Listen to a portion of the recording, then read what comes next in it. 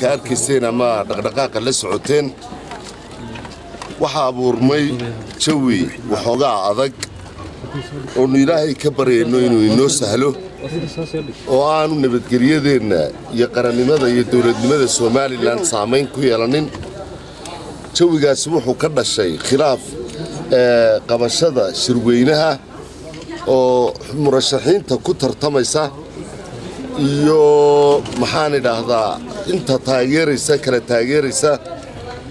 iyo xukuumadda dhexdeedii oo maadaama ay golaha dhexe xisbiga ka wada mid yihiin uu saameyn ku yeeshay waarkaysaanoo wasiirada iscasilay way dhacday waxaanu ka shaqaynaynaa inuu dalka nabadgelyadiisu ay sugnaato waxaanu ka shaqaynaynaa in dawladnimadu inoo dhisnaato shirka golaha dhexe ee kulmiye iyo kulmiyaba waxa ka weyn Somaliland waxaanaynu nahay dal waxaynu nahay qaran waynu u baahannahay marka mid caroodo mid nabadda ilaaliyana inaynu helno waynu u baahannahay inaynu dhammaanteen isku dayno inaynu sulxa iyo nabadda ka shaqayno waxaanu doonaynaa inaanu ku soo dabaallo jawi caadi ah oo uu ku noqdo nin waliba wuxuu tirsanayo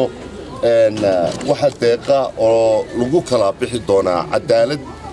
waxaan anigu idin sheegayaa oo kaliya saacadan imika waxaanu ka shaqaynaynaa inaan dalkeena saameyn ku yeelanin oo ayna noqonin kuwa ay dawladnimadii ka dunto